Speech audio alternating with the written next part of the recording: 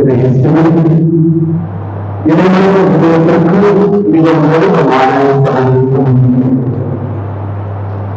இன்றைய நற்செய்தி வாசகத்தில் இறுதி வார்த்தை, அதாவது மரியா சொன்ன வார்த்தை, நான் ஆண்டவரை கண்டேன், நான் ஆண்டவரை கண்டேன்.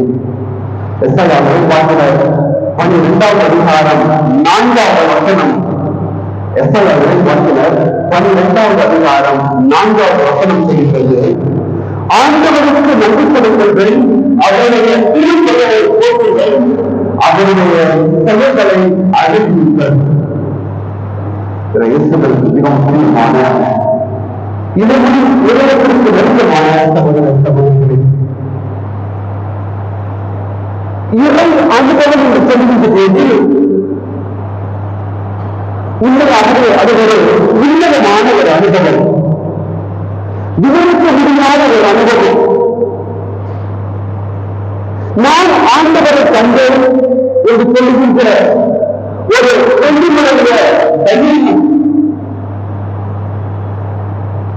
இன்றைய காலத்தில் அந்த இறை அனுபவத்தை பெறுவதற்கு எத்தனையோ ஆலயங்களாக நாம் செல்கின்றோம், எத்தனையோ ஆன்மீக காரியங்கள் நாம் ஈடுபடுகின்றோம், எத்தனையோ அழைப்பு சாதனங்கள் மூலமாக அந்த இறை அனுபவத்தை நாம் உணர்வதற்கு முயற்சிக்கின்றோம்.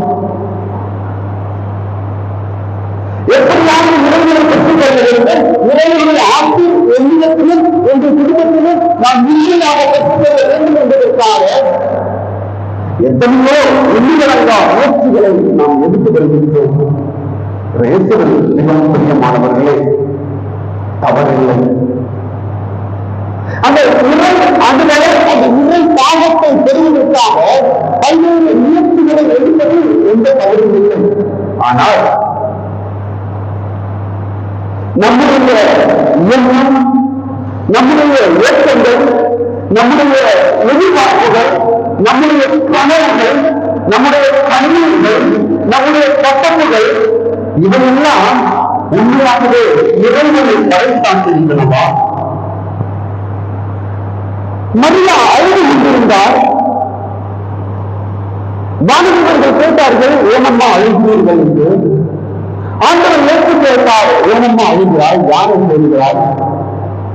நாமும் பல்வேறு நேரங்களில் கவலையிடுகின்ற போது, நாம் கண்டுபிடிக்கின்ற போது உண்மையாகவே ஆண்டவர் நம்மிடம் பேசுகின்றார்.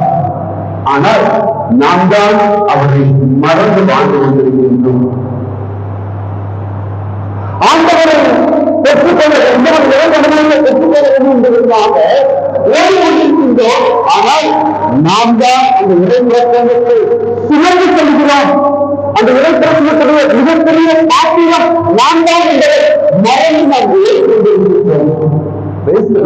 முக்கியமானவர்களே, இன்று நாம் எல்லாம் அழைக்கப்படுவது எதற்காக என்றால், நான் ஆண்டவரை கண்டேன் என்று என்னுடைய வாழ்நாளில் சகோதர சகோதரியருக்கு நாம் வெளிப்படுத்த வேண்டும். என்னை சந்திப்பதற்கு நான் எந்த வேலையில் செய்தாலும் சரி, என் குடும்பத்தில் நான் ஆண்டவரை கண்டேன், திருப்பதியை கண்டிருக்கின்றேன், இதை வாங்கியை கேட்கின்றேன், வீட்டில பெருமாளை கொடுக்கின்றேன், பல்வேறு ஆன்மீக பக்தி முயற்சிகளை நான் ஈடுபடுகின்றேன். ஒவ்வொரு முயற்சியிலும் இறுதியாக நான் ஆண்டவரை கண்டேனா? ஏதோ பொழுதுபோக்கிற்காக திருப்பதியை பார்ப்பது, பங்கெடுப்பது, ஏதோ மாதத்தை முதல் சமாளிக்கிறார்கள், எல்லோரும் கோயிலுக்கு போவாங்க, நானும் கோயிலுக்கு போறேன், ஏதோ அம்மா கோமாலை செலுத்துகிறார்கள் என்பதற்காக நாங்கள் கோமாலை வைக்க விளையாடி கொண்டிருக்கின்ற குழந்தைகள், ஏதோ தாயகர்கள் தந்தை விதியத்தை சுமந்திருக்கிறார்கள் என்பதற்காக நானும் சும்மா அந்த பைபிளை எடுத்து பார்த்து பார்ப்பது, பக்தி முயற்சியிலேயே நான் ஆண்டவரை கண்டெடுக்கின்றேனா? நான் ஆண்டவரை கண்டெடுக்கின்றேனா? அவ்வாறு நான் ஆண்டவரை கண்டேன் என்றால் என்னால் பின்னாடிக்க முடியாது.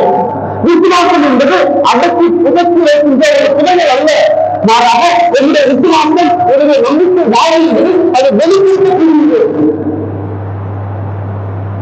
அது ஒரு ஜீவனா எழுதியது. நான் மட்டும் ஆண்டவரை சந்தித்தால், நான் மட்டும் ஆண்டவரை பெற்றுக் கொண்டால் போதாது. என்னை பார்ப்போர், என்னை சந்திப்போர் எல்லோரும் ஆண்டவரை பெற்றுக்கொள்ள வேண்டும் என்கின்ற ஒருமித்த மனப்பான்மை நமக்கு தேவைப்படுகிறது. பிரியமானவர்களே, நம்முடைய விசுவாச வாழ்வானது கைவிடப்பட வேண்டும். எத்தனையோ குடும்பங்கள், எத்தனையோ உள்ளங்கள் நம்பிக்கையை தொலைத்து வாழ்ந்து கொண்டிருக்கின்றார்கள். அவனுடைய கடின கால வாழ்க்கையை அவர்கள் நம்பிப்படுகின்ற போது நம்பிக்கையை நிலைந்து வாழ்ந்து கொண்டிருக்கின்ற அந்த நிலைமைக்கு உங்களுடைய நம்பிக்கையை கொடுக்கின்றேனா? கடவுளே தெரியாத எத்தனையோ மனிதர்களுக்கு கடவுளை அதில் நான் நல்ல ஒரு கருவியாக இருக்கின்றேனா? ஒரு நிமிஷம் வரமாட்டார் வீட்டுக்காரர், அந்த வீட்டுக்காரர் நான் போய் கூட்டு வர முடியுமா? எப்ப பார்த்தாலும் சண்டை கூடி பிரச்சனை, ஏதாவது கெட்ட பழக்க தேவையான பிரச்சனை, ஒன்றுமே இல்லாத அதிகாரியாக கூடிய ஒரு மனிதனை, உறவினரை உங்கள் இளைஞர்களுக்கு அழைத்து வர முடியுமா? அதுதான் நான் ஆண்டவரை கண்டேன் என்ற அனுபவம்.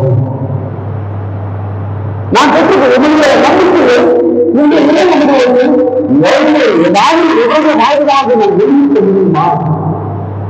யாருக்காக நான் போராட்டமா இருக்க முடியுமா? அது நேரத்தில் நான் குளிக்க முடியுமா?